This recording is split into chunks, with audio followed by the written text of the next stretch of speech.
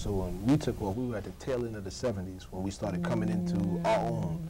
And then by, let's say, 1980, things were gone. There was no more movement. There was no more talk about black conscience, not on a large level. Yeah. So the discussion became, diminished. it became the me idea. You know, the Reagan administration kicked in, and it was all about money, money, Greed money, is money. good. Right. So, you know, we started tailing into those things, and a lot of us, you either your parents worked all day long, or you just didn't have any parents in the household. So for a lot of us, our role models became people in the streets.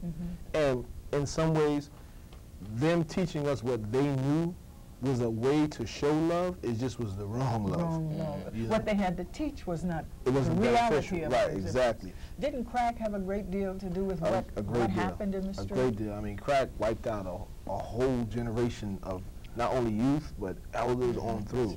It just diminished the black community, and we kind of had to start from ground up with nothing. You know, and it's not the first time. I mean, before us, there was the heroin, but crack hit like nothing ever before.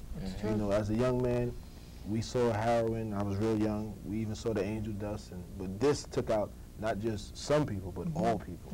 And it just kind of left a void, and the gang culture rose because a lot of us were looking for identity. You were looking for family. Family, that's right. And a support system. Exactly. How did you get into that flow? Well, you know, we just came back from the, you know, mourning of our brother, Kyle Coppins, who was just murdered in Brooklyn last week, today? Tuesday. No, last week, Tuesday. Last week, okay. Yeah, our brother was shot down viciously by New York Swinists, and it was some members from the Blood Nation who were there. You know, if we know anything in particular about the Blood Nation, not the Blood Gang, you know, this is something that What's the difference? Well, I never heard of the Blood Nation before. Well, the Blood Nation, see, it's a nation. When we say a gang, we belittle them. You know, we don't put them on a plateau that they need to be put on. Aren't they drug pushers? Well, some of them are, but who's giving them the drugs? Yeah, that's the bigger picture. That's the gang. That's the big gang. That's the big gang. And their manifesto is not drug dealing. See, a lot of these organizations, their manifestos are much different than what we see portrayed in front of us. What do you mean by manifestos? Their constitutions and their origin, their creed is promoted. You mean they have a creed? Yes, for the Blood Nation, it's brotherly love overrides oppression and destruction. You know, that's what they stand for. The Bloods. The Blood. Brotherly love overrides oppression and destruction. Serious? But they're not accomplishing in that. Right, because they don't know the root of the history of that. Like, some people, they don't go back, but some people, they do know, but they're so scared to speak out because of what their peers might say. Right. Gang is just based on, like, it's not based on what it's supposed to be based on.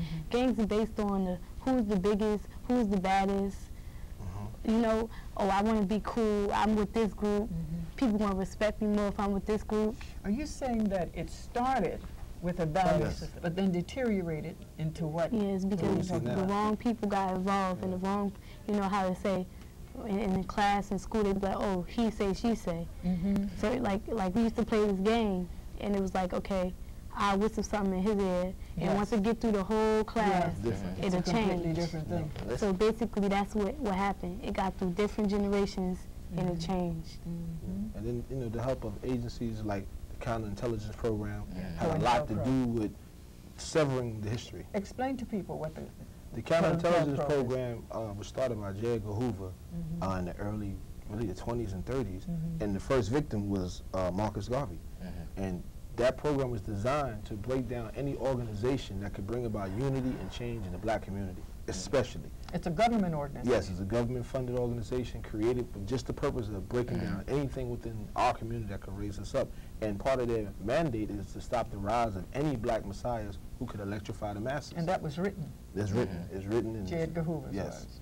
And groups like the Bloods, the Crips, they're just victims of a long line of organizations that they have attacked because they see a potential there. So that organization, you're saying, after the Bloods was created with those principles, right? COINTELPRO went to work, and how did they change it? How do they work? Well, they work by infiltration. A lot of and misinformation. That's the biggest tool. Like the media. You know, they tell the story instead of them telling the story. The media tells the story, and unfortunately, most of us, our reality comes from CNN. You know, we don't go out in the streets, even in our own community, to ask questions. We don't even look at CNN. Yeah, Channel 2. Channel 2, four. exactly. Right. You know, we believe the daily newspapers. So that's where a lot of it comes in. And also, they'll capture people who may be in trouble with the law. And you know, you'll get a deal. If you go in there and cause some corruption and stir this up, we'll let you. Police have snitches, you know, in our 10-point platform and program. We speak out against snitches. We say, you know, a snitch is somebody who collaborates with the oppressor and the enemy. You know, so unfortunately in the black community, they have that. At this point in time, they're recruiting young people around my age and you know, around this sister's age to be informants in the community. So what we have to do is, while we're on the air, I'm not going to let the police agency go as well, because a lot of the stirred up beefs and you know, confrontations and murders that are happening in the black community, the police know about, and a lot of 95% of the murders are provoked by the police department. New York Swineless, etc. It's something that they've been doing even in the West Coast, because the Bloods and Crips in the East Coast is a relatively new thing. It's not many generations deep. That's right. But you go out to the West Coast, this goes all the way back to the 30s. You know, this started, and a lot of people don't understand, and it's starting. There are documentaries like Bastards of the Party, which is excellent. It's starting to explain that these organizations started from smaller organizations, you know, who were created to defend the black community. It's just like the Panthers was started to defend the community. Right, exactly. And they used to feed people, they used to get them clothing. Right, and they all, these later groups, after the Panther Party in the 60s was somewhat diminished and broken down, these were the babies who saw that and tried to emulate it in their own way. And they were on that path. I mean, you have groups like the Young Lords, who turned out to be one of the most revolutionary groups in the Latino community, started from a street organization, inspired by people like Fred Hampton, you know, in the West Coast, Bunchy Carter. You know, these are people that are deliberately pulled out of the history. How do we approach them? We, when you talk to them, how do you talk to these as family?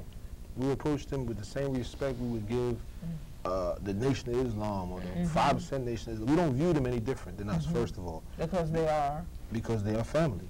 And they're... Which means they are, take the next step, they are...